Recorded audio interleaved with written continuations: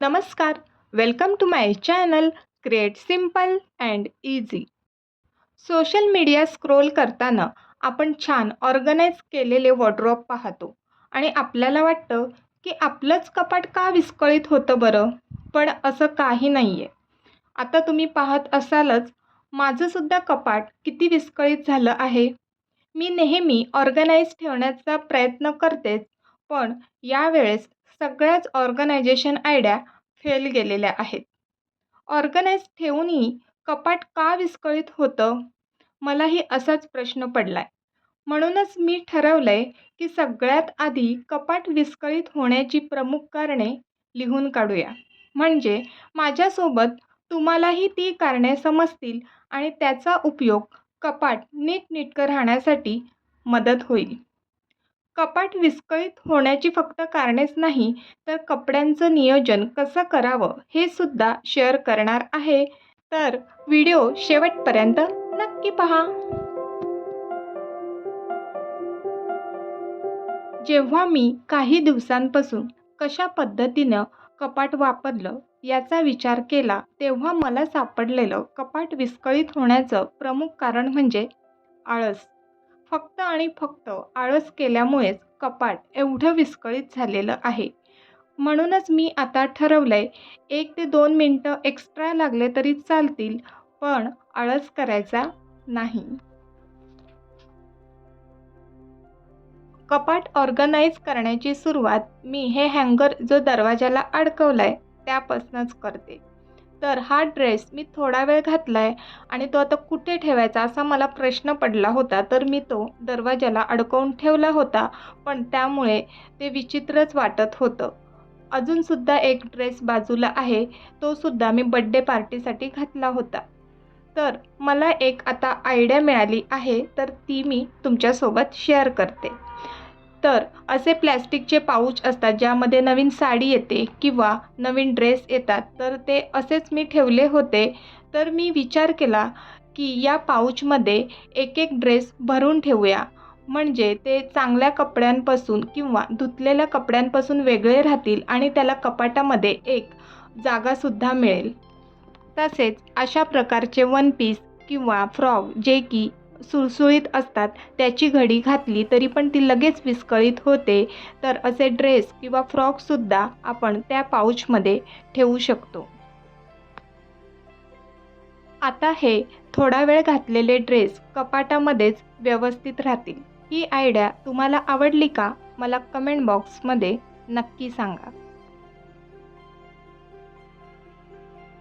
कपडे वाळल्यानंतर ते घडी करणे हे सर्वांचंच डेली रुटीनचा एक भाग असतो. कधी आपल्याला कपडे घडी घालायला कंटाळा येतो, तर कधी आपण घाई गडबडीत असतो, तर कधी घरातील इतर व्यक्ती कपड्यांच्या घड्या घालतात. आपल्याला जर वेळ नसेल तर आपण सर्व कपड्यांचा बंच एकाच ठिकाणी कोंबतो. पण त्या बंचमध्ये घरी घालायचे, इनरवेअर, ऑफिसवेअर अशा सगळ्या प्रकारचे कपडे असतात आणि ते त्यांच्या ठरवलेल्या जागी न ठेवल्यामुळे वेळेवर सापडत नाही. दुसरं म्हणजे घरातील इतर व्यक्तींना आपण कपडे कुठे कसे ऑर्गनाईज केलेले आहेत ते माहिती नसतं. त्यामुळे ते एकाच जागी कुठेतरी ठेवले जातात. पण यामुळे कालांतराने कपाट विस्कळीत होतं. तर मग यावर उपाय काय?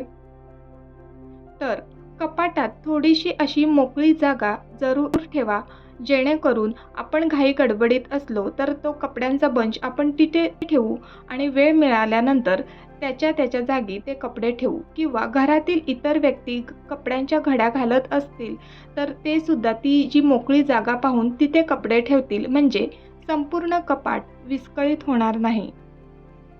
कपाट ऑर्गनाईज करताना प्रत्येक कप्प्यात जशी जागा असेल त्याप्रमाणे आपण आयताकृती, चौकोनी, एखाद्या बास्केटमध्ये व्हर्टिकली किंवा इस्त्री केलेले शर्ट, पॅन्ट त्यांची एक वेगळी घडी असते. कपाट छान ऑर्गनाईज करतो, परंतु नेक्स्ट टाईम त्याप्रमाणे घड्या घातल्या नाही तर मग कपाट हे नक्कीच अस्ताव्यस्त होणार आहे. म्हणूनच दररोज कपडे घडी करताना ज्या कप्प्यात कपडे चौकोनी घडी करून ठेवले आहेत तिथे चौकोनी घडी घालावी किंवा आयताकृती, व्हर्टिकली ज्याप्रमाणे आहे तशी घडी घालून ठेवा.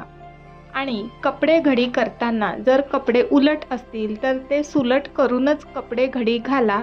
त्यामुळे सुद्धा कपाट हे नीटनेटकं आणि व्यवस्थित राहतं.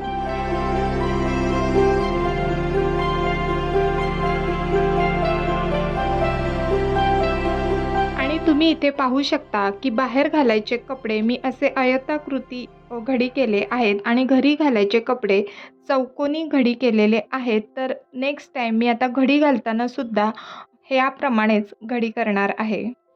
कधी-कधी आपल्याला प्रश्न पडतो की कपाट एवढं गच्च का भरलंय?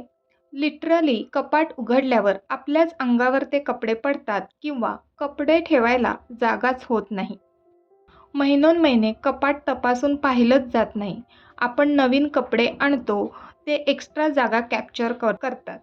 सीझनल कपडे पण तिथेच. काही कपडे आपल्याला होत नाही, काही फाटलेले, जुने झालेले असतात. एखाद्या फंक्शनला घातलेले कपडे वॉश केल्यानंतर त्यांच्या जागी ठेवले जात नाही. अशी असंख्य कारणे आहेत कपाट गच्च भरलेलं आणि विस्कळीत दिसण्याची. मग असं होऊ नये म्हणून 2 ते 3 महिन्यातून एकदा तरी आपण हे तपासून पाहायला हवं. जे कपडे जिथे ठेवायचे आहेत तिथे व्यवस्थित ठेवणे, नको असलेले कपडे, डोनेट करायचे कपडे बाजूला काढायला हवे. कपाटाला सुद्धा श्वास घेता यायला हवा. कपाट नेहमीच सुटसुटीत असायला हवं, हो ना?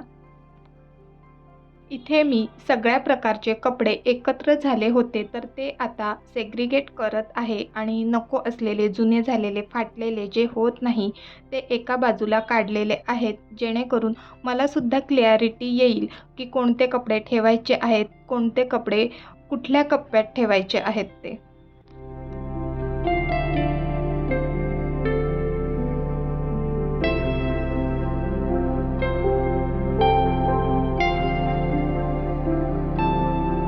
आता मी टेम्पररी नको असलेले कपडे या बास्केटमध्ये ठेवत आहे आणि सगळे कपडे कपाटात व्यवस्थित ठेवून झाल्यानंतर हे कपडे लॉफ्टमध्ये ठेवून देणार आहे. आणि कपाटामध्ये फक्त कपडेच नाही तर इतरही वस्तू असतात, जसं की क्लिप किंवा स्किन केअर रिलेटेड, ज्वेलरी, अशाही काही भरपूर वस्तू असतात आणि त्यासुद्धा इकडच्या तिकडे झाल्या की कपाट हे नक्कीच विस्कळीत होतं. म्हणूनच नेहमी काढल्यानंतर त्या जागेवर ठेवणे हे मी आता पक्क लक्षात ठेवणार आहे आणि त्यामुळे नेक्स्ट टाईम एवढं कपाट विस्कळीत होणार नाही. कपाटाची साईज अगदीच लहान आहे तर त्यानुसार मी आता सगळे कपडे व्यवस्थित ऑर्गनाईज करणार आहे. एका कप्प्यामध्ये घरी घालायचे कपडे, वरील कप्प्यामध्ये बाहेर येता जाताना किंवा स्कूलला मुलीला सोडायचं असतील तर ते कपडे ठेवलेले आहेत. त्याच्यावरती कुठे फिरायला जाताना जे कपडे लागणार आहेत ते ठेवणार आहे. आणि हा ब्लॅक बास्केट किंवा ऑर्गनायझर आहे, त्यामध्ये फंक्शनला घालण्यासाठीचे जे ड्रेस असतात ते मी यामध्ये ठेवते. त्यामुळे यावर धूळसुद्धा बसत नाही. तुम्ही पाहत असाल की दोन्हीही कप्प्यात मी बाजूला थोडीशी स्पेस शिल्लक ठेवलेली आहे. त्याचं कारण हेच आहे की थोडा वेळ घातलेले कपडे कुठे ठेवायचा प्रश्न पडतो. तर मी असे पाऊचमध्ये ठेवले होते आणि ते पाऊच मी इथे ठेवले आहेत आणि जी खाली जागा रिकामी दिसत आहे तिथे जर मला घाई गडबड असेल तर मी ते कपडे तिथे घडी करून ठेवणार आणि वेळ मिळेल तेव्हा पुन्हा मी व्यवस्थित ज्याच्या त्याच्या जागी ठेवणार. किंवा इतरही घरातील कोण व्यक्ती घडी घालत असतील तर त्यांनासुद्धा तिथे कपडे घडी करून ठेवायला बरं पडेल. आपल्याला जर छोट्या-छोट्या गोष्टींमुळे कपाट विस्कळीत होऊ नये असं वाटत असेल तर अशा प्रकारचं छोटंसं बास्केट किंवा ऑर्गनायझर कपाटात नेहमीच ठेवावं. आता मी या बास्केटमध्ये नेहमी घालायचे कडे किंवा बांगड्या ठेवते. क्लिप्स असतील किंवा कानातले मी घातलेले असतील आणि ते जर जागेवर ठेवायला वेळ नसेल तर यामध्ये ठेवते. त्यामुळे छोट्या-छोट्या गोष्टींमुळे कपाट विस्कळीत होत नाही. हा सुद्धा कप्पा विस्कटला होता तर मी सगळे कानातले आता पुन्हा अरेंज केलेले आहेत आणि जे तुटलेले आहेत ते सुद्धा बाजूला काढले आहेत. ज्वेलरी कशी ऑर्गनाईज करावी या विषयावर संपूर्ण व्हिडिओ आपल्या चॅनलवर आहे, तर मी लिंक खाली डिस्क्रिप्शनमध्ये देत आहे, तुम्ही नक्की चेक करा. कपाटामधील सगळ्यात खालचा कप्पा हा मिसलेनियस वस्तू ठेवण्यासाठी मी नेहमीच यूज करते. तर बास्केटचा वापर करून मी अशा पद्धतीनं ऑर्गनाईज केलेला आहे आणि या मोठ्या बास्केटमध्ये ट्रॅव्हल पाऊच किंवा एक्स्ट्राच्या बॅग, डायरी अशा काही वस्तू ठेवलेल्या आहेत. आतापर्यंत तुम्ही हा व्हिडिओ पाहताय म्हणजे तुम्हाला व्हिडिओ नक्कीच आवडला असेल. तर वाट कसली पाहताय? कपाट विस्कळीत होण्याची कारणे तुम्हाला कळलीच आहेत. तर तुमचं जर कपाट विस्कळीत झालं असेल तर पटकन ऑर्गनाइज करा. आणि हां, तुमच्या जवळच्या मैत्रिणीला सुद्धा हा व्हिडिओ नक्की शेअर करा. तर आजपुरती एवढंच. व्हिडिओ आवडला तर लाईक, शेअर आणि सबस्क्राईब करा. पुन्हा भेटूया पुढील व्हिडिओमध्ये. तोपर्यंत बाय बाय.